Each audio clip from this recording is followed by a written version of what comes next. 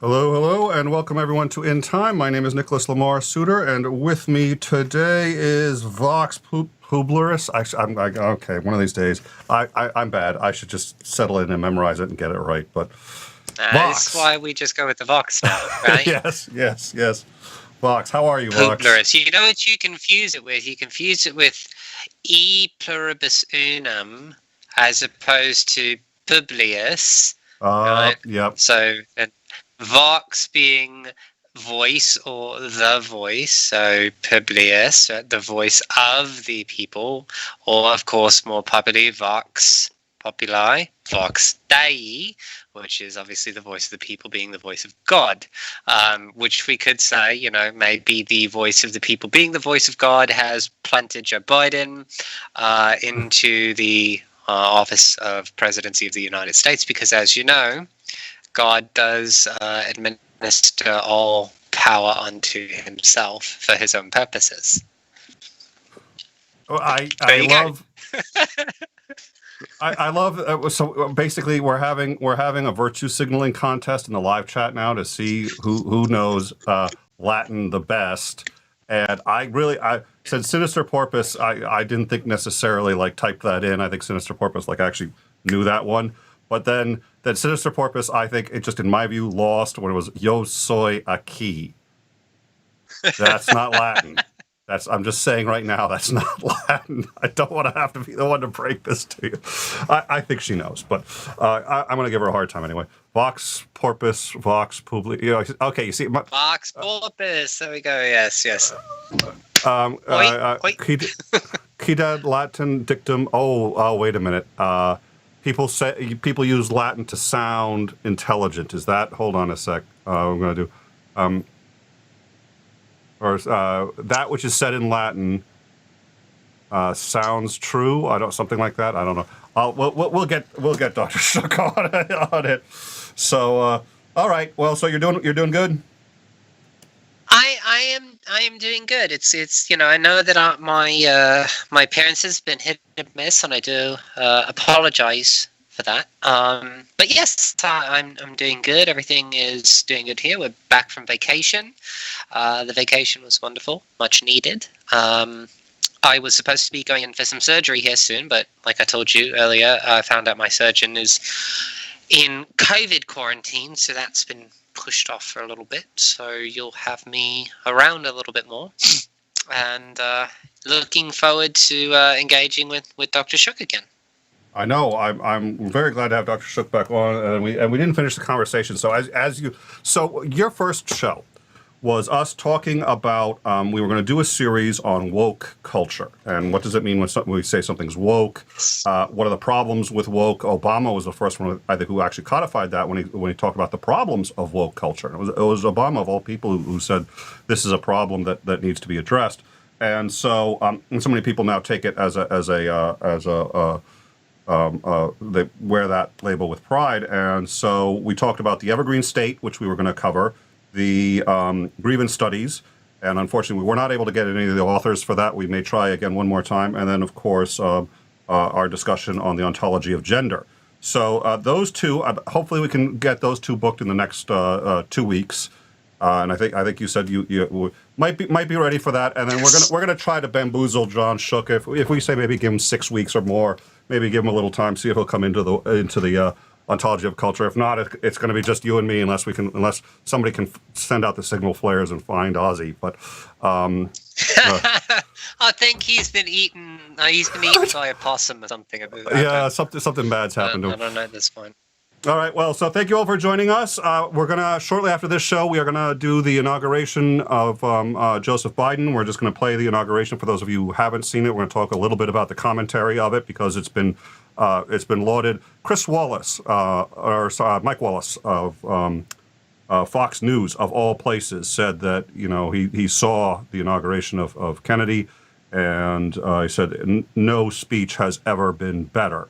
To see that coming from a Fox News pundit is astonishing. So we're gonna play that shortly after this. So maybe about 10 minutes after this, give us some time to reset the systems, and we'll play that. and may also dive into the Discord for a little bit. We'll figure it out, but we do have a Discord, so you can come in and join us. We've been keeping up with all the news and everything that's going on. We have sort of regular discussions on there, and if you just want to see what's going on in the world, that's a great place to do it, or talk to any of the guests. Also, you can become a patron. Support the show. Patrons get special benefits. That's listed on our patron page, and it's normally linked. I think today it's not, but or you can just subscribe here. Our patron benefits are mirrored for people who just become members of the show, so that's a great way to show your support. And if you either cannot or are not interested in any of those, please remember that a like and subscribe also really helps. It goes up. We go up in the algorithm, and almost every time I say like and subscribe, there you go. Every time I say like and subscribe, we get that. What Vox does the little. So there you go. So it's if you want to see more of that, just I'll say like and subscribe again, and we'll get that, and it's just it'll make your day. So you can hang out with us on the Discord. So hopefully you will join us. So as those of you who've been watching for a while know, we have a number of series that we like to do, and we've had one series on philosophy. So the introduction to philosophy. Our last one was with Ozzy, and we covered what is it? Oh my God, Hume's problem of induction. So we did Hume's problem of induction. We did sort of an intro. Why is philosophy still relevant? Is philosophy still salient? And then we covered the various disciplines of philosophy. And today we decided to get into one of them, epistemology. And I said this would be called, Intro to Philosophy, Epistemology. And some bastard was just like, oh, well, it sounds better if you say what is truth. I was like, I know it sounds less high flown. I like the language that makes me sound smart. But then again, I got people in Latin kicking my ass in the thing, so I guess I'm not the one. So joining us today for What is Truth is Dr. John Shook. So Dr. Shook, how are you? Hello, how are you? Doing good, thank you. Yeah, we have. So I think the Princess of Snark is the sinister porpoise. Yeah, making snarky comments, and that's definitely her. So she's been around a lot. So I'm sure we'll get plenty of that. So we're doing good, thanks. So thank you very much for coming back. I think this is your third or fourth show. So we love having you. Our last one. I wish we had more time, so we're gonna have to schedule more time on your future appearances, especially since I think Fox wants to definitely engage on some topics. But so this one is what is truth? So let's just start out and say how would we start trying to figure out what is truth? What are the problems with trying to figure out what is truth? And please take it away. I think truth is the easiest thing for everybody to agree upon. I really do. Cool. I can get the two of you to agree upon it very quickly, and then everyone will, of course, follow along. Everybody has pretty much the same root idea of the concept of truth. The hard part is actually figuring out real-world truths, right? The long list of things that can be known about reality. That's hard because it takes effort. But truth, what we expect from truth, that's the easy part. Nick, let's start with you. Do you know what your own name is? I believe I do, yes. Would you say that the name that you think your name is something that you can prove to be true? I think I could prove it within the ability to declare it true, yes. How would you try to prove that you know your own name? I would, if I wanted to prove that I know my own name, if I wanted to demonstrate it with a reasonable certainty, probably just asking. But of course, I could be lying or I could misremember. So I would probably go down and get my birth certificate. We're not worried about whether you're going to lie to us. We're worried about whether you even know your own name. Oh, whether I even know. Oh, well, that's a legit problem. How would you prove it? I can't even say like I know beyond all certainty. That I'm not a brain in a vat. We'll get to certainty. Okay. But how would you go about doing it? How would I go about? I would probably try to see if there were some historical records that I had, like maybe my high school yearbook, maybe something that had both my name and my face on it, so that I could go look at these things and say, okay, to at least maximize. Well, when you entered school, how was your name proven? Demonstrated? Probably, I would assume by birth certificate. You have a birth certificate. Yes, I should. Is it the Actually, original? I've seen it. Yes. I think I do have my original still. I think. Do you know that it is your original? I do not. Why not? Because I got it from my mother, and so it is possible that she told me it was the original, and really it was a copy. I think it was the original, but I can't know for certain. Have you ever heard of what a forgery is? I have. Can birth certificates be the sort of pieces of paper that can be forged? Oh, please, I think we've just understood that presidencies are the sorts of things that can be forged. Yes, you can forge a birth certificate. So you don't even Not bad. know that you were in possession of your own birth certificate, much less in possession of the name that is on it. You don't really know your own name, do you? It depends on how you define no, but Do you I have think any? to a Do you have certainty, any no. other pertinent hearsay or documentation? My current driver's license, but it would Yeah, be no, that dependent all on goes all back that. to your birth Yeah, certificate. it goes back. Anything past that and past the fact that my parents told me that, and since ostensibly Your they were parents the ever ones lie who to you? named me. Yes, they have. Would they ever deceive you if it was for truly your own good? Absolutely. Yeah, so they could have lied to you about your true name. Yep. Yep. They have. In other absolutely words, could have, yeah. you're able to conceive ways in which you don't know your own name. Yes. And I that's am. why you don't know your own name. Yes. And if you don't know your own name, what are the odds of anyone else? It depends Right? on. Yeah. Okay. Yes. I concur. Especially after many decades have passed. Yes. All right. So what is this little exercise? The common sense notion of truth that we initially started playing around with has its root meaning in something that is genuine or authentic. This is one of the root meanings of truth. We want the real deal. We want genuineness. We want authenticity. We want honesty. And we expect truth to deliver that. The problem is if we set a very high standard for meeting, for reaching that goal, we can find ourselves unable to know much of anything. Because I dare say, if you don't even know your own name, you probably know little else. I think. I mean, that's fair, yes. we could do, like what town were you born in? How old were you when you were born? How would you know? People may have lied to you. Documentation can be falsified and so on. So what I've done to you is an exercise that Descartes puts us through in his Meditations from 400 years ago. Descartes says you can only know something if, of course, it's true. And you can't know something that's false. And that makes sense, because the false is clearly inauthentic, not genuine, misleading, dishonest, and so forth.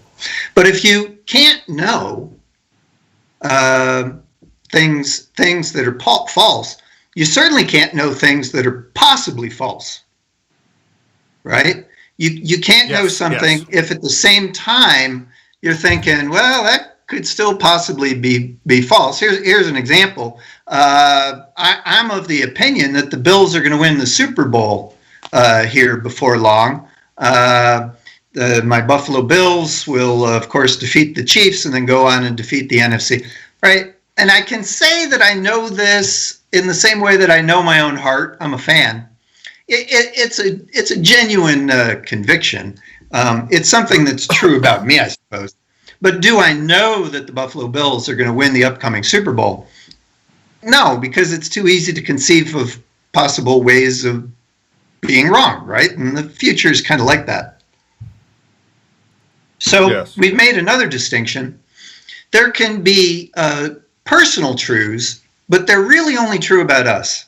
They may not be true about the world. We call that certainty or conviction. And that is another associated idea with truth. But here's the problem. Neither certainty nor conviction are what we would call reliable signs of truth. And the truth, above all, has to prove to be reliable as well as genuine. If you ask me what I am certain of, as Descartes did in his Meditations, Descartes ran through a wide variety of things that he feels perfectly certain of, and so do you. Here's another example from Descartes. Do you believe that you right now have a body that Yes. you can animate?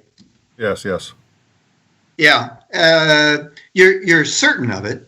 You're practically certain of it and intellectually certain of it. And that is a truth about you. You're being genuine and sincere about what you think.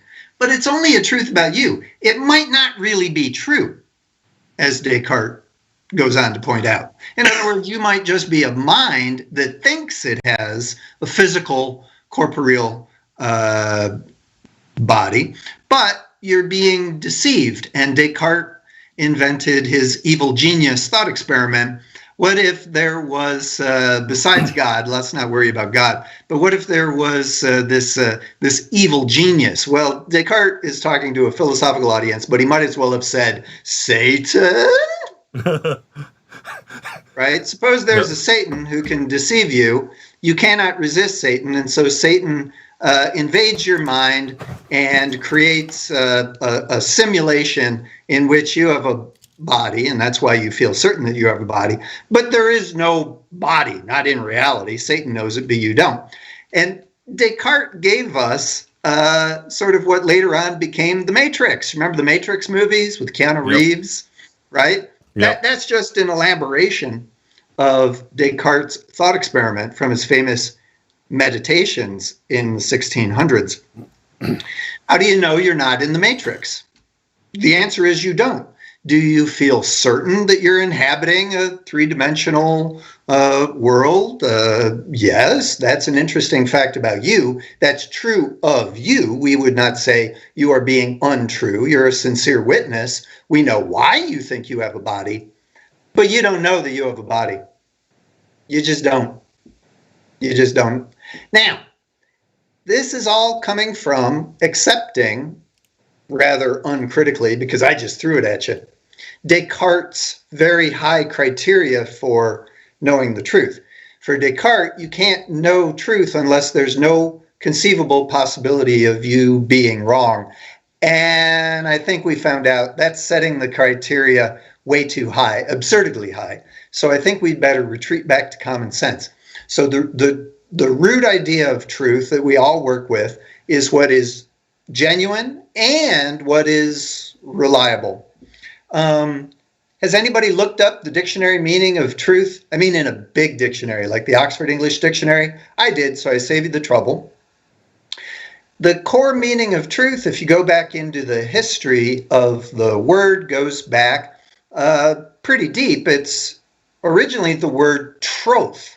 Have you ever heard the word troth, as in, I pledge my troth to my beloved? Fans of old English literature would recognize that phrase. To betroth, yeah. To betrothed literally meant to be betrothed to someone, and you can't get betrothed to someone unless you stand up in front of the public and a minister and your partner and you speak your troth. We call them wedding vows, but that sort of avowal is, again, that sort of genuineness, that sort of honesty. It's your pledge, it's your loyalty. So this common sense notion of truth is ultimately related to what is genuine, what you can be loyal to, what you would, pledge to, because you're reliable and the truth is reliable. And this is the notion of truth that everybody uses, whether they complain that they know the truths and others don't, or whether people say, oh, everybody's got too much truth, truth is relative, or, whatever they say about truth.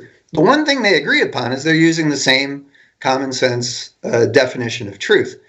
Knowing specific truths becomes the hard part, because now you got to put in the work to figure out, well, what is going to prove to be genuine? What is going to prove to be reliable in this empirical world that we actually live in? And that's going to take effort, and we call that effort inquiry, investigation. You got to go see, you got to go test. So that gives us sort of a second order definition of truth, a working definition of truth. Truth is what is going to pass the test. untruth in the long run won't pass the test. It will fail. It will be proved to be unreliable in all sorts of ways. There's many ways for things to go awry. So truth is what survives in the long run. In the short run, lots of things can fool us, like fakes and frauds, but they will be exposed in the long run. And the long run might prove to be the very long run, longer than our lifetimes or many lifetimes. But nevertheless, this second order notion of truth is what will survive empirical testing in the long run, gives us all an opportunity to get on board and participate in figuring out what are specific truths. And that's our compendium that ends up in encyclopedias and Wikipedias and, the world's fingertips, the world's knowledge at our fingertips. If it is knowledge, knowledge is what has so far survived these tests of genuineness and reliability. But we're not in the dark Cartesian world anymore. Descartes was primarily a mathematician. He really liked certainty. Mathematics, though, pure mathematics, isn't about the real world. That's why certainty and pure deduction will get you anywhere you want to go in mathematics, because there's never any test against actual existence, right? That's not what pure mathematics is about. So let's let Descartes sail off and tell us about how mathematics work. As for the empirical world, we're going to have a lower grade, a lower bar, a lower standard for specific truths. Specific truths are what has so far survived and will survive further testing and inquiry in the long run. In the short run, a lot of what we think is knowledge is probably riddled with error and mismeasurement and miscalculation, and that's just the human condition. So let's not expect too high a standard of truth. That causes a lot of deep puzzles and mysteries that I think we can spare ourselves. Let's go with the ordinary conception of truth and empirical tests of truth. And that's all science does. Science just is the particularly stubborn and meticulous effort to test things out in the long run. It's very expensive. So it sounds like it sounds to me like what you're saying is something that I've often thought, at least in my head, but correct, and of course you can tell me if I'm off the mark here, but it sounds like you're just saying that global skepticism should just be rejected as a fool's errand, that we can never answer the questions that global skepticism asks us. So while we should probably be mindful of the pursuit of global skepticism, it's really not going to help us pragmatically, which, and of course, I think pragmatism as a school, Charles Peirce, seems to be the way in which a lot of, at least a lot of philosophers that I associate with are kind of moving further in that direction of this like practical application of things. In conversations that I've had with people, I actually have a term sheet because these, people often ask, what do you mean when you say the word truth or belief, assumption, or knowledge, trust, presupposition, things like that? And so I have this written down. And my answer when people say what is truth, I say something that has a high probability of accuracy as it relates to the world as we understand it. Now, that's about the best definition that I've been able to come up with, and that seems to hit kind of, which is because it's about. I would add one friendly amendment: as we honestly try to understand it. As we understand it could instead mean as we like to understand it, but then that throws the whole thing off. So you need a toggle world as we honestly try to understand it. Most people take the cheap and easy way out. They would agree with everything you said, but what they really mean when they say it is, as I like to understand it. Truth Sure, is yeah. what agrees with my preconceived and familiar notions of reality, and I ain't gonna hear any different. Now, of course, That's the fast route to the post-truth world. Subtle I plug for our I previous think episode. though that there is, at least it seems to me, that truth has different applications. So when we talk about, say, when I'm doing prop logic, okay, my understanding of truth is, or the way in which I would apply truth to like a propositional statement, in some kind of like logical form, is going to be different than if I'm having a conversation about whether or not you seem to like sports, and I don't follow sports. I was looking for a sports guy, but like whether or not it's true that the Blue Jays won the pennant in 1993, right? It seems to me that there's a different application of truth, and of course that's going to be true different in an application of is it true that you like applesauce over blueberry jam or something like that? Well, actually, the concept of truth is the same. What you're talking about is differences of method. And as long ago as Aristotle, he reminded us it's not a one size fits all. There's not going to be just one way to know truth. It's going to have to be a process of learning and methodical inquiry appropriate to the subject matter. Now, for example, you mentioned a historical fact. So historians have particular methodologies for confirming what are taken to be historical facts. And they go about their work, but they're looking for genuineness and reliability. That is to say, they're looking for genuineness and authenticity of documentation, records, and the sort of physical remains of the past that can be interpreted. And of course, they're looking for reliability. A historical fact isn't an isolated iceberg.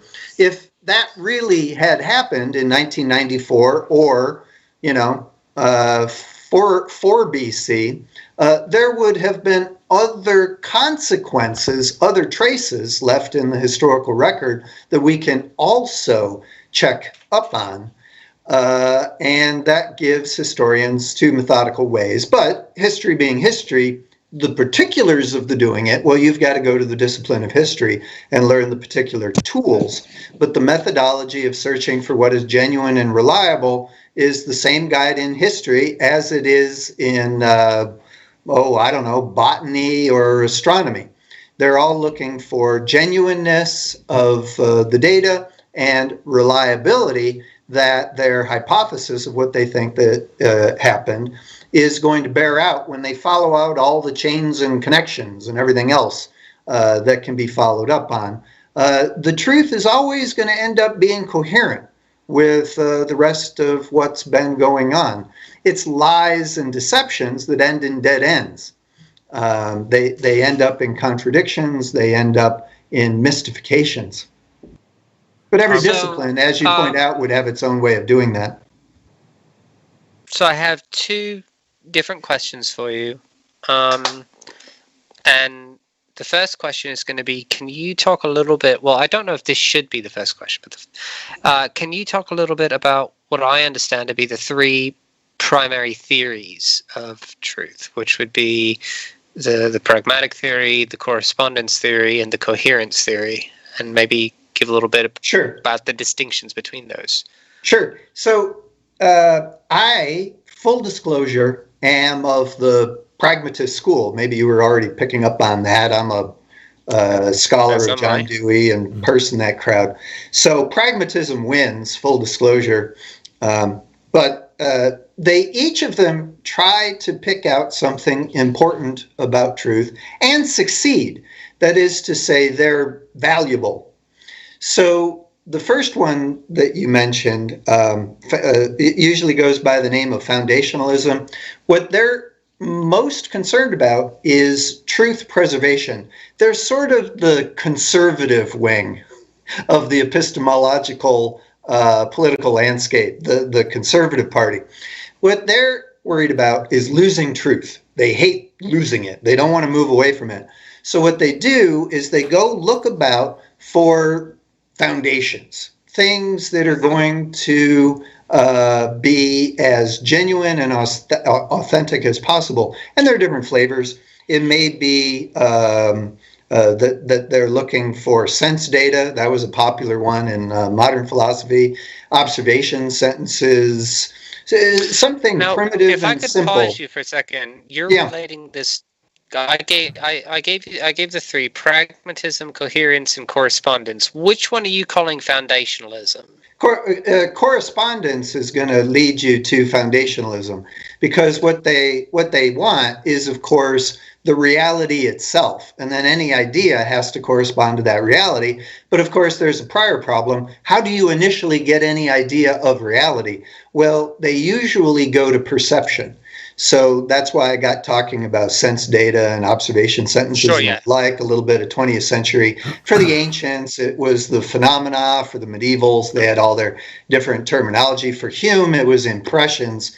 But they're all talking about the same sort of thing. What is given to us in some sort of purity and innocence, also our own ideas that seem clear and simple. Descartes was a big fan of that. At any rate, this is the conservative wing, if you follow my analogy. They're desperately interested in preserving and holding on to truth, and their gold standard is deduction.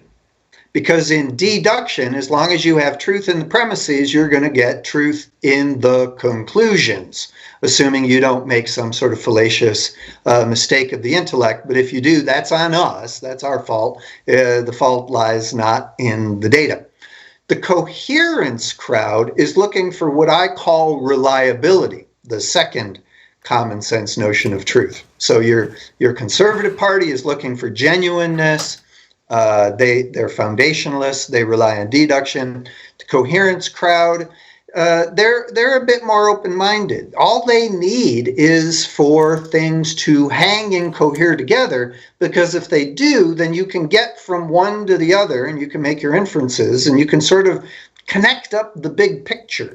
So you end up with a much bigger worldview on coherence if you do a lot of hard work figuring out how this coheres with that, coheres with that, coheres with that. So that's the coherence theory of truth. And idealism is often associated, but there are various sorts of critical realisms that rely primarily on the coherence theory of truth. They're not worried about sanctified and pure foundations. They're rather skeptical towards the myth of the given, because as coherentists, all our observations of reality have to do is cohere with our best view of the world as we have it so far. So actually, we can sift and test.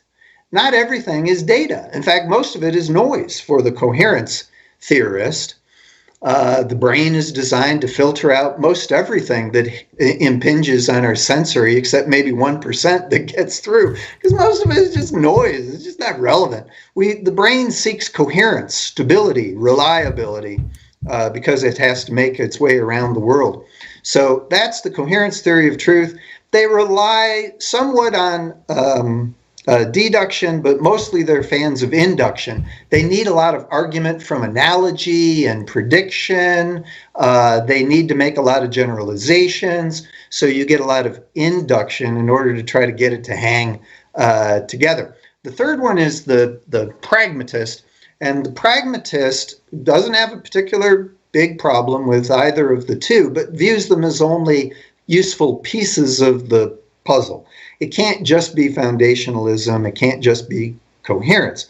What pragmatism does is it combines the genuine criteria with the reliability criteria, and says that the true will have to prove itself in the long run, because propositions that claim to be true are proposals. Not quite a play on words, because the word proposition from the Latin comes from its root to propose.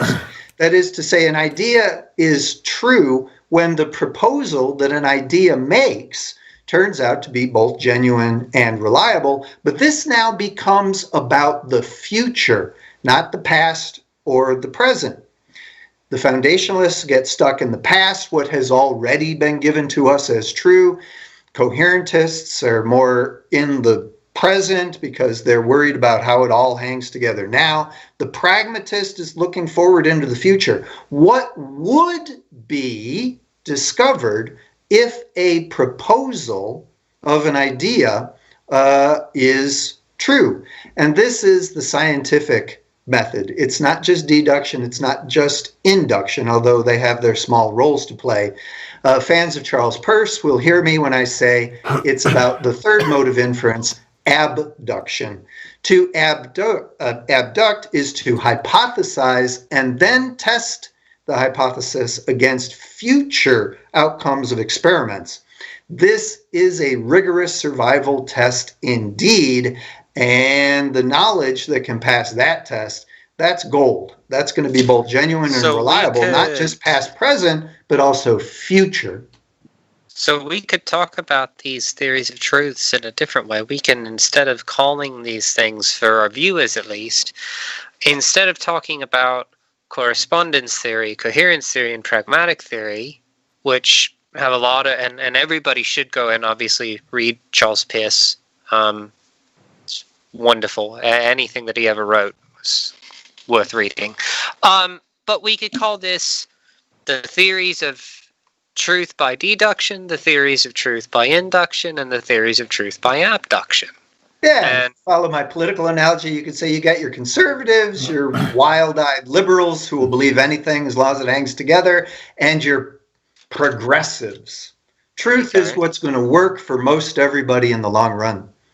That's it. That's a really interesting way of putting things, and I think really kind of cuts through a lot of that. For someone who doesn't study, would cut through a lot of the very dense jargon, because I think most people can understand abduction, deduction, and induction. And of course, abduction is just the way our brains work.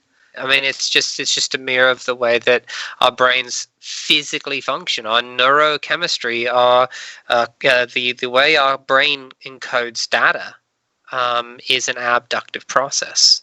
Sure. And we use all three all the time. We're very good at it. Our brains are able to do all three, and just ordinary life demands that we practically get good at all three. We just don't know what to call them once we call them theories of truth. For example, I have a cat, and I have to use deduction, induction, and abduction to try to figure out my cat. So, for example, it might be deduction, right? I see my cat, searching for its food. I come up with the hypothesis that the cat is hungry. So I put some food in front of it, and indeed the cat eats. That's an example of a pragmatic abduction that could turn out to be wrong. Maybe my cat wasn't in fact looking for food. I was wrong. It was looking for its toy, right? Or I may say, boy, I've really got to figure out my cat. So I watch the cat's behavior very carefully. And by induction, I make a generalization from a lot of specific behaviors, Monday, Tuesday, Wednesday, Thursday, Friday. By Saturday, I've come to the inductive generalization that my cat tends to go look for a place to take a nap around 2 in the afternoon, almost every day. And that's an induction. And again, sort of with deduction, we do this as well. We take two ideas that we take to be true, and we draw the immediate corollary from it. We do this all the time. And in fact, science, as complicated and as expensive as it is, really is nothing more than using these three methods of truth in various complicated ways, in the right stages, to arrive at extraordinary amounts of knowledge about the world that's going to last in the very long run. Could any particular scientific hypothesis someday have to be cast in the rubbish bin? Maybe. But we didn't set a very high standard of perfection in the first place. So science certainly knows many truths. So something that you said that I found interesting, and so when we talk about foundationalism, and we talk about generally, we're talking about groupings or ladders of axioms that people kind of accept, and I've often talked about foundational axioms in response to Christian apologists who want to kind of use God as some kind of necessary application, a necessary axiom in order to attain knowledge. I've debated presuppositionalists, if that's where you're going. Yeah, it's not fun. Well, no, it's not. But I still. I mean, I think that I have foundations. I think that they're useful. And so, would you say that someone who's holding to pragmatism, would you say that they have some other starting point, or are they going to be starting with foundations too? Are they going to be starting with that understanding that you can only reduce so far before you just have hit the you've hit the bottom. We can't go any farther. Oh, okay. Independent reality. We've got two questions here. This is called Introduction to Epistemology, not Introduction to Psychology. Psychology is different from epistemology. There is a kind of foundationalism in psychology, and we've already brought it up. It's called certainty or conviction.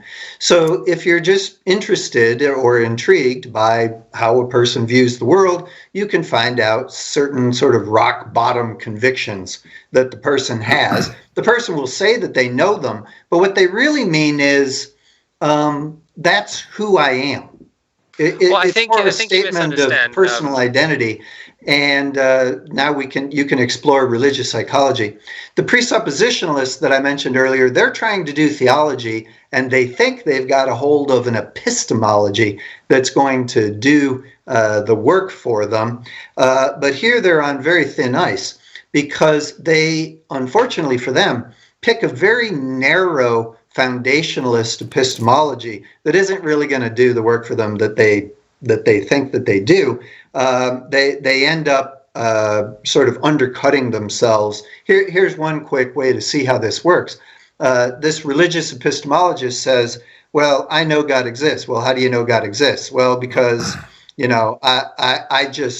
know God, and, that's the end of it. And you can go round and round with them. And they'll never accept a possibility of error, because it turns out God always prevents any possibility of error. So it's a neat little logical circle. They're basically arguing in a circle. The problem is, of course, is that any other believer in any other God could also reason the exact same way on their own premises. So in fact, the presuppositionalist doesn't prove that there is one God. The presuppositionalist proves that there has to really be many, many gods, as many as there are religions, because they could all be presuppositionalists. Now, your presuppositionalist theologian is now forced into a nasty dilemma. Either they admit that there really are many, many gods, and they have to abandon monotheism, or they have to surrender their very narrow, thin ice epistemology. What instead they do is they retreat to psychology, and that's a completely different debate about religious psychology. If I could interject here real quick, because I wasn't meaning to bring up anything about psychology. I was more asking about, like, when we talk about foundationalism and epistemics, right? If someone who says, how do you know that? No, that's a question that I ask, and often, and sometimes what people appeal to is they'll say, "Well, I can know things because I have basic axioms from which I can make inferences from." Now, that's and those axioms are self-justifying, to use the foundationalist. Sure, that is to say, once you've had that idea or experience, it carries its own warrant. So there's no possibility of questioning its truth, because the only way to question X is with some Y that you know even better. But if you don't know anything better than X, it, as you point out, ends up being their axiom or their presupposition. They can't possibly question it. It's sort of a here I stand Luther moment of conviction. So Vox, you're talking more like basic beliefs, like properly basic beliefs, something that would in a philosophical sense, beyond which you cannot burrow. Yeah, if you want to use the language of Alston or Plantinga, those guys. Yeah, Plantinga calls them the properly basic belief. What Ozzy talks about them is self-referential, right? That that you can only defend them upon pain of self-referential circularity or performative inconsistency. And so the question, I guess, becomes if foundationalism is in the realm of the correspondence, in the realm of the conservative, so to speak, where does the pragmatist draw their ability to say, I know? Because I assume it's not. I assume the pragmatist is going to kind of kick Gettier down the road. So where does the pragmatist draw the ability to say, I know? Well, job one is to understand the conviction, right? If they've got a proposition about God, right? Any proposition is a proposal. So the pragmatist would simply ask, all right, you've made this all about you because you're of the subjective certainty. It's an interesting fact about you. It's true of you that you don't know how to question it anymore. But that just makes the truth all about you. It's not about God anymore. A true God would not leave his or her existence up to the mere faith of a lone individual believer. A God would have a better reason to exist, I suppose. So what you've got to do is you've got to get this person to realize that actually what they're doing is simply describing their own psychology. They're not doing epistemology, because epistemology is going to show a path of discovering truth for everybody, not just the individual. The presuppositionalist, the foundationalist, ends up trapped in either subjectivism or solipsism. All they are able to do in the end is repeat their own convictions, which are interestingly true about their current mental states, but they're not true of anything else, like a really existing God.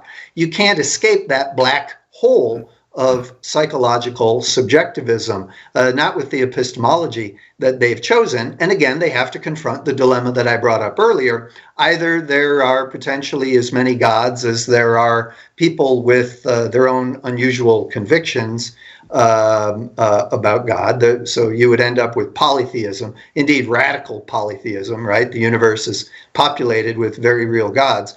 Or you have to admit, quit being a subjectivist. If there really is a God, it would not be left up to you. That's the last thing a God would base its existence on, relying on you to keep up the faith. I guess so what you have to do is you have to ask, as a pragmatist would, let's get past subjectivism. Religion and God can't all be about you. You aren't God. If there really is an existing God out there, there are going to have to be consequences for you and for other people. God would not only show up to you. That's a solipsist and perhaps an invitation to insanity.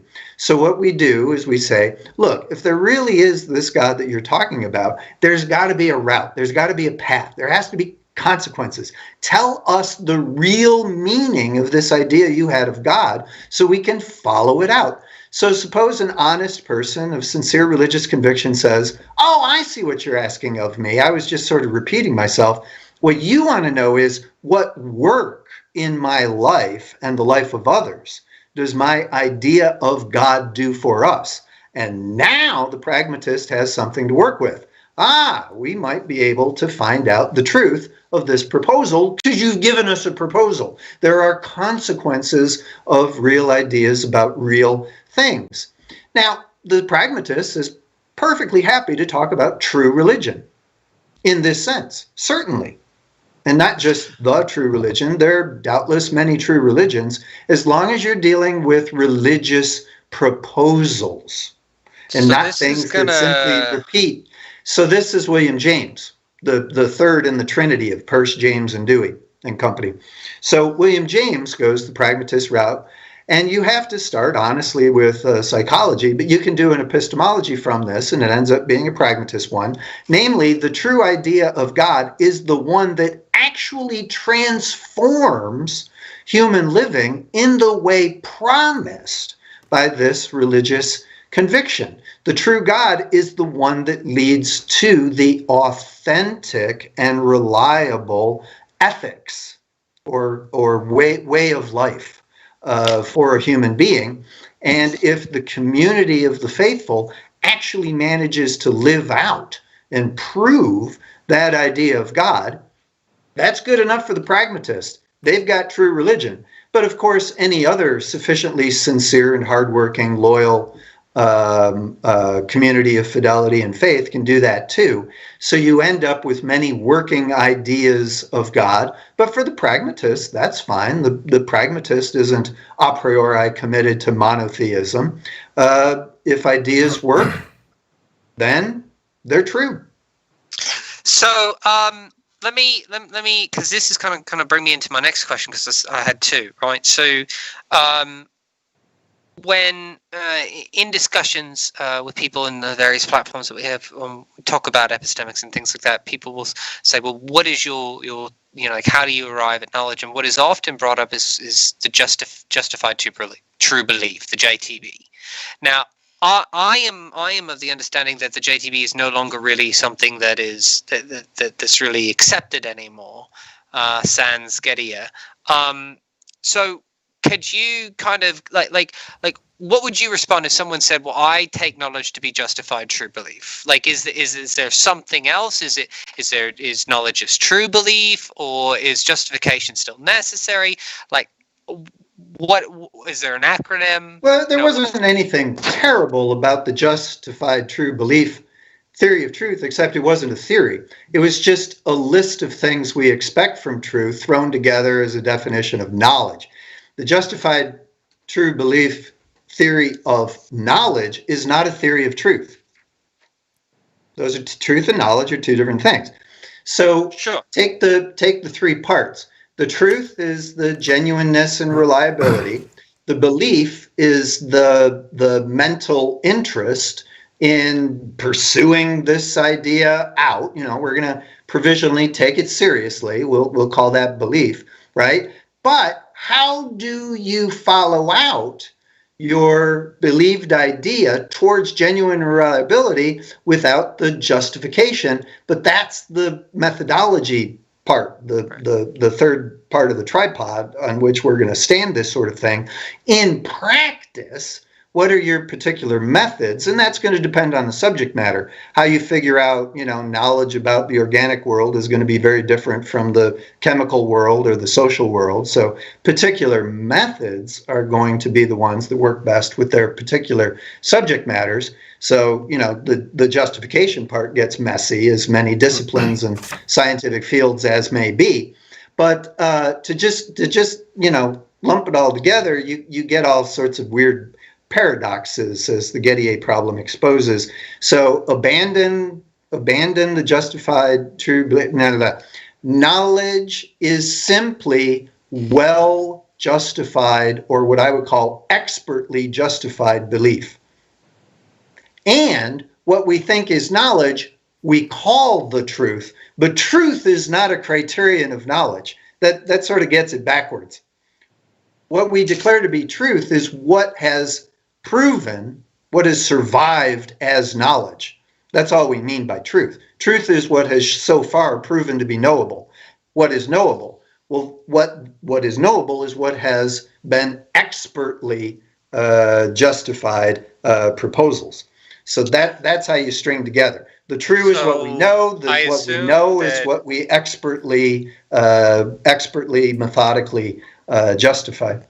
I would assume you would say that then, because we're talking about expertly justified, I assume that we could take something that is expertly justified as true. So then... Only by first calling it knowledge.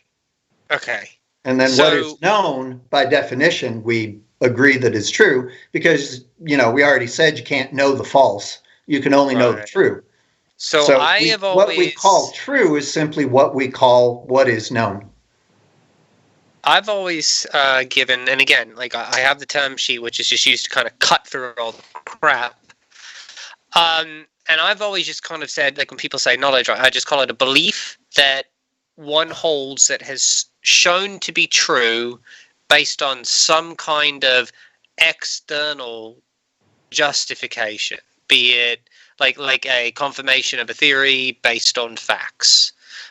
So I could say something to the effect of, I know or have knowledge that the president is currently alive because the president is standing in front of me. I am shaking his hand. I can feel the pressure, and he is smelling my hair because he's Joe Biden. And anybody else could use the same methods to reach the same verification. I'm sorry, I couldn't resist myself. This is not a show That for got real political personal. assassinations, Vox. Damn. No, look, Can he be in office for 6 hours I'm a liberal, before you right? start? I love Joe Oh, Biden. God. I'm a liberal. I love Joe Biden. Okay, look, but I mean, like, look, he smells hair. It's okay, like, look. But okay, so we're comfortable with that. Quick interruption. Right? Quick interruption. Titan quote: "I tried to start Solipsis Anonymous, but I was the only one attending the meeting." Titan, this is a serious show. Bertrand Russell, the famous 20th century philosopher, he was a social activist. He was an anti-war activist and various causes. There's a couple of stories about Russell you might have heard, but they'll amuse the listeners. One was he got thrown in jail, and the jailer's taking down pertinent information, and the clerk in the jail gets to the question of religion, expecting, Catholic, Protestant, whatever. Bertrand Russell proudly announces agnostic, whereupon the jailer clerk says, well, I guess everybody's got to believe in something. And then there's another story. He's sitting in jail. He says, I was enormously amused by a letter I just got from a former student, become philosopher, who had tried to justify solipsism seriously, professionally. And Bertrand Russell said, I got this letter from her, and she says, I have proven solipsism to such a logical satisfaction that I am astonished that no one else is a solipsist too. Russell relates that kept him cheered up for days in jail. That's fantastic. So, okay, so we've got some basics here. And I like this idea of knowledge is expertly justified belief. So let's talk about belief for a second. I have the basic definition for me that belief is an assumption that I hold, that I accept as true, that's met some kind of internal justification, some kind of inductive analysis in my mind or abductive process in my mind. Like I believe that the president is alive because I currently possess no information to the contrary. And that's enough for me, I think, to say that I believe that the president is alive. I have nobody has told me he's been assassinated or had a heart attack. He was alive the last time I heard about him.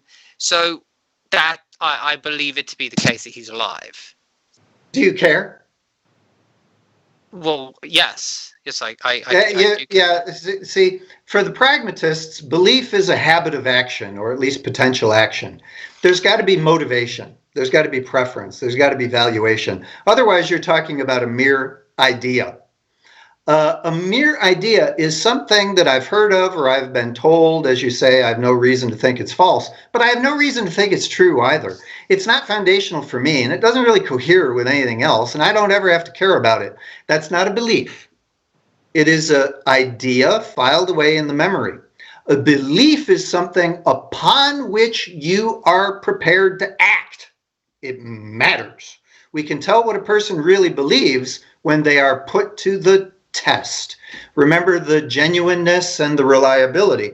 A person truly has a belief, first of all, when they are sincere and genuine about it. They always will say the same thing about the matter. They never contradict themselves. They never lie or deceive about it. That person really has that belief. Furthermore, they're reliable on the matter. You will never catch them acting otherwise contrary. That's the other way to tell if somebody really believes it or not. If they're not prepared to act on it, if they're not prepared to bet even a little bit on it, they don't believe it. They may that's be how we interested in know. preaching it, but they don't believe it. So pragmatists treat beliefs as habits of action, or at least potential action. You would be prepared, given circumstances, to maybe even stake your life on it if you had to. Sure. Well, that's why we know that nobody actually believes in solipsism, right? Because nobody, Exactly. nobody doesn't look both ways before they cross the sidewalk. Solipsists keep looking for other solipsists to talk about solipsism. Yeah, I mean, well, they do. So they do really dumb things, like check with both ways before they cross the street. And I mean, they should just be like walking into oncoming traffic. I don't know. Well, that's fantastic, and so those were my two questions. Nick had a question.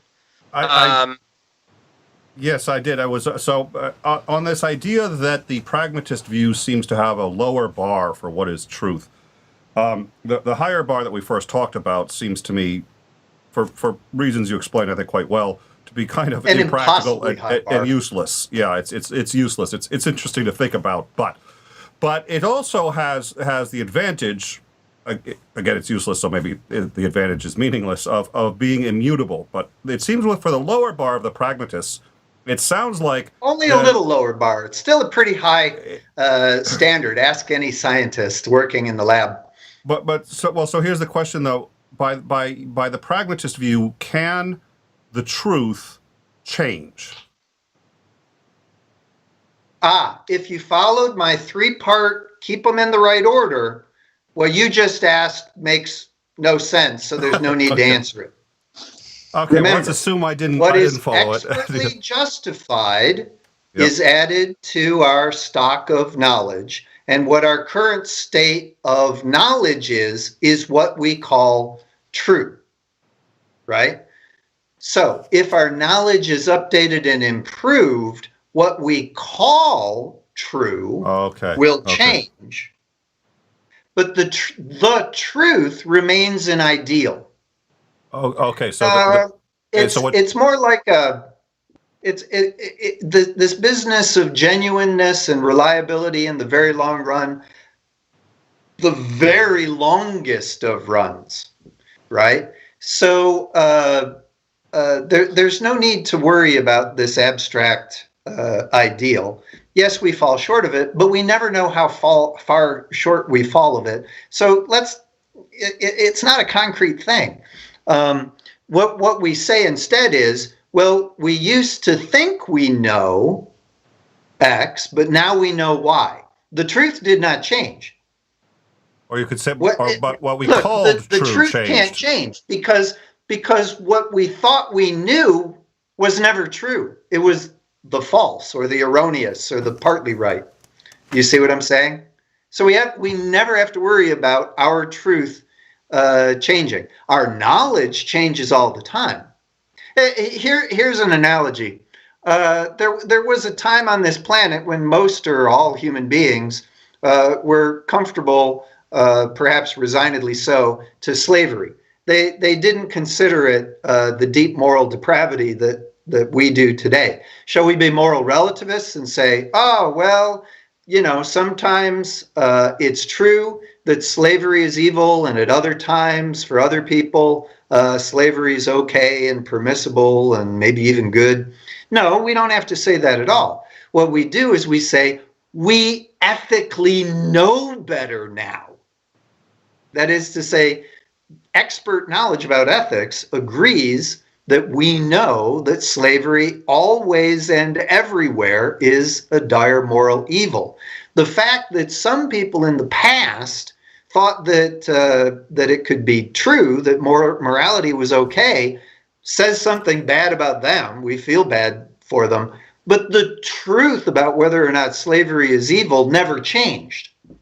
We know that slavery is evil, therefore it was always and everywhere evil, even in the past for ignorant peoples. So we're gonna have to start wrapping it up, but to try to see if I understand it the way I think I do here. So would I be able then to say, like, something that we had thought was true 2 or 3 years ago, and we've learned now is not true? We could say either A, we were incorrect and it was not true, but it would also be equivalent to say, well, it was what we called true, but was not true. Okay.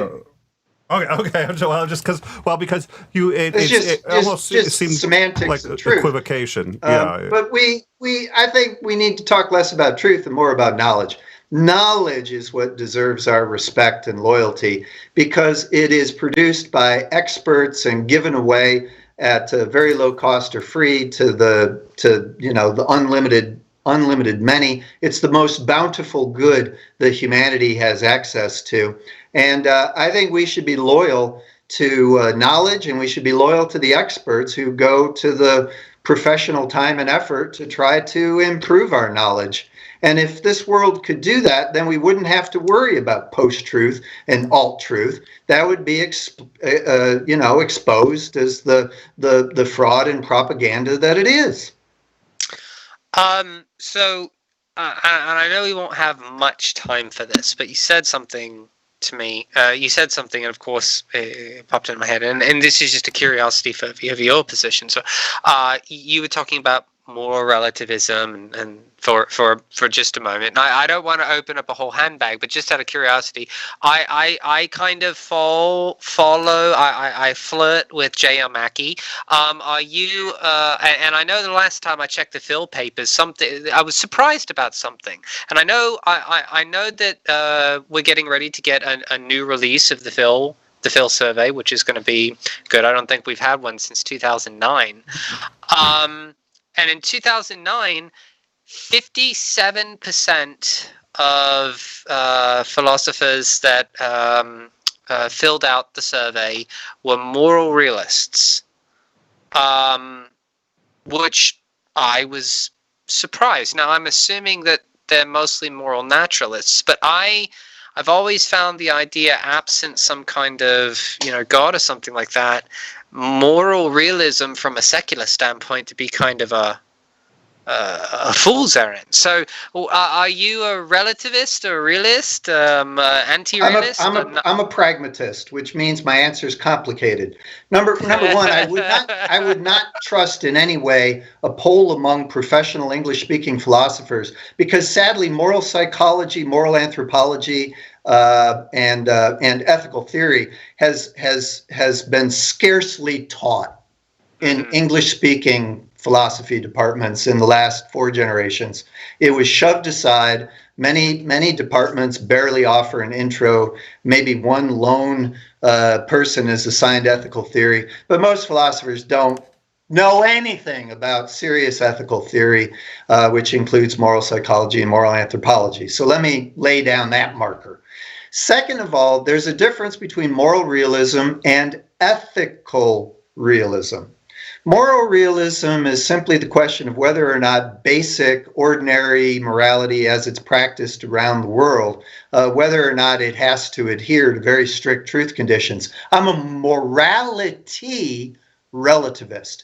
Actual morality, as it is practiced across the human species, lo these many millennia, is going to overlap on an important core, and I can go there if you want me to, but the vast majority of it is culturally relative to the needs and times and ways of life of those cultures and societies. So if we're going to be anthropological relativists, which I think the facts demand we must be, we're going to have to be morality relativists. That's just the descriptive facts on the ground, and anything else is, hopeless gazing up into the skies instead of humanity.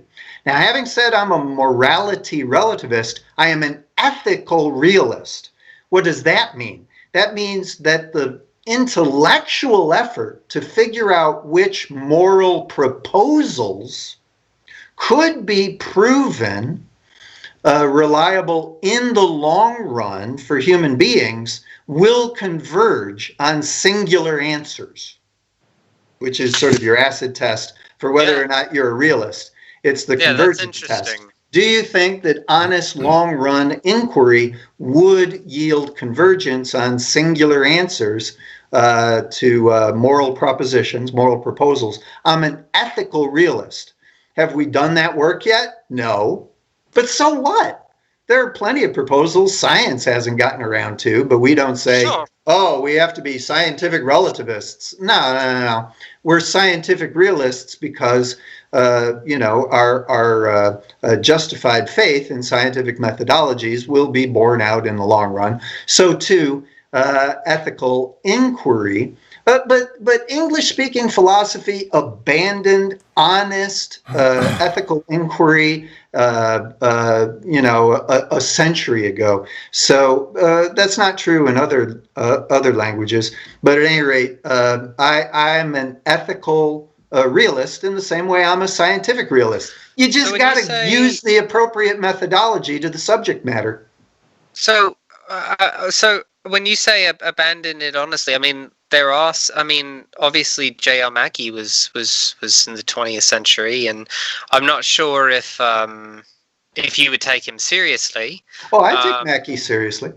But the reason I brought this up was there's a question that had floated around in conversation was, is the study of meta-ethics or applied ethics or morality or anything, should we be approaching that from a philosophy of language standpoint, or should we be approaching it from the anthropological aspects? And of course, Mackie seems to approach it from two different aspects. He approaches it, at least as far as I can tell, one is from more of it's almost as if he asks for an empirical proof with his queer properties argument, and the other one seems a philosophy of language. Moral propositions are necessarily false due to this queer property thing. So you would say there needs to be something more than that. Let me interrupt for 1 second. I want to get an answer to that, but since we're now getting into ethics and meta-ethics, and so I want to start to wrap things up. We need another show. What is moral truth? I agree. I would love to do one on ethics. I think so. We will. Well, this is a series, so ethics or metaphysics was going to be next. So we'll. I think we absolutely. Brilliant. But please answer the question. Why don't we answer the question? Because I think it's interesting, and I want to get an answer. But then we're going to have to sort of wrap things up. So you were saying it's convoluted, or you said it's not? What was the answer you were giving? I interrupted you. Look. You have to have the methodology appropriate to the subject matter. If the subject matter is morality, you have to understand what is the proposal. Well, somebody says, "I think that's right," and another person says that's wrong. That's the beginning of the conversation. Unfortunately, too much linguistic analysis or intuitionism stops there. Well, that's just bad moral psychology, useless moral epistemology. What you have to do is you have to say, if you are right about X being morally permissible, or if you're right about your judgment call that Y should be morally impermissible, what difference does it make to humanity, the way we live, the improvements for which we strive and seek? Show me the reliability. Show me the consequences. Show me the test that could possibly make a difference to whether or not you are right or wrong. If you can do that, then we've got something empirical about humanity to talk about. If you don't, you're just expressing a private, intuitive conviction, which shows that you were, raised one way or another. We're doing moral sociology at this point, but it's not philosophy. It's not ethical theory. If you want to do ethical theory, you have to have a methodology for following out and testing the consequences of moral judgments. Will they hold for the most part, for the most people in the long run? That's why slavery failed the test. John Stuart Mill's utilitarianism catches much of the flavor of pragmatism. Mill, when he was a rule utilitarian, not so much an act utilitarian, that's kind of situational, but Mill's rule utilitarianism is pretty much the prototype, bare bones prototype for where an advanced pragmatist ethical theory would go in the hands of somebody like John Dewey. Well, that's it for me, Nick. I think I would enjoy exploring the moral thing more. Being somebody that is. Like I said, I lean towards Mackey's understanding. I lean towards the error theory position, which is not a popular position, I don't think. But I think we would need to add another hour to the show. And well, and like I said, I think going forward, we'll definitely book them for a little longer if Dr. Shook is amicable. I think in part because of the inauguration Absolutely. and a few other things. We're going to try to keep this to Yeah. about an hour and 20 today. What's the difference between a philosopher and a yardstick? What? A yardstick will only go to 3 feet. A philosopher will go to any length. So I wanted to because this show's been full of jokes. So I wanted to tell my Western philosophy joke because I think it's hilarious. So and this is I think after this I won't have anything else to say. So there were two philosophers and they're sitting in a park, and they were discussing what have you, and two squirrels run down a tree. And they start running around the tree. And one philosopher comments that the squirrels are circumnavigating a tree. And the other philosopher says, no, one squirrel is circumnavigating a tree, and the other squirrel is circumnavigating the squirrel that's circumnavigating the tree. And of course, they argue about this till the wee hours of the morning, and the sun goes down, and they can come to no conclusion, and they start to yell at each other, and they walk off in opposite directions, never to talk to each other again, and thus was born Western philosophy. You know where that comes from originally? William James.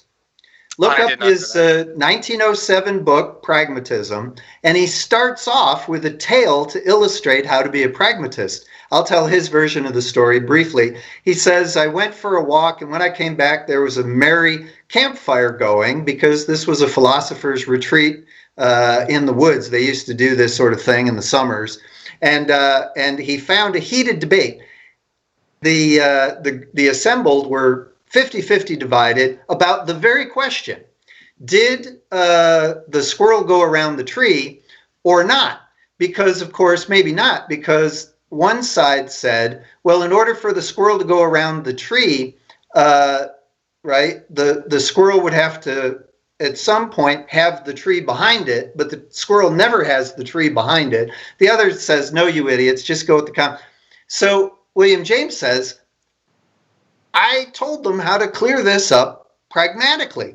When you say, does the squirrel go around the tree, have a proposal, have a concrete meaning in mind that can be empirically tested. Once you do that, the controversy disappears. And then James reports that nobody around the campfire, neither the idealists or the realists, were satisfied with that, and they didn't want to listen to James. They wanted to keep arguing.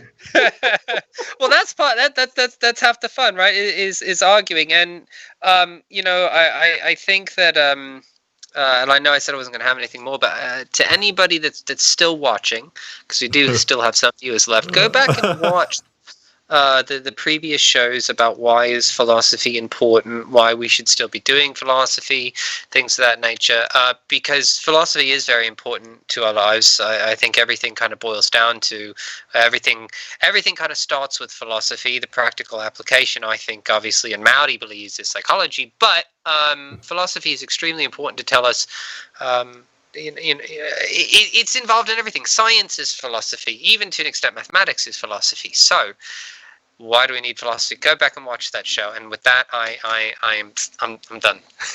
All right. Thank you, Dr. Shook. I appreciate it. Thank you, sir. So what I'm going to do is I think we're going to wrap this up. I was going to head into the Discord, but I think I probably won't be able to make it tonight. I want to get started. We're going to be live again probably in about 10-15 minutes. We're going to carry just a brief talk about the very first things that Biden has already done in office. We're going to carry his inaugural address, which has been hailed, widely criticized as probably one of the best ever. So I've actually only heard a piece of it, so we can all hear it together. So we'll be starting that probably in about 10 or 15 minutes. Hope you guys will come back and join us. But in the meantime, we'll try to drop one more link to the Discord, and you guys can join us there. I'll certainly be there tomorrow, and we'll be hanging out and talking shop and talking about our upcoming shows.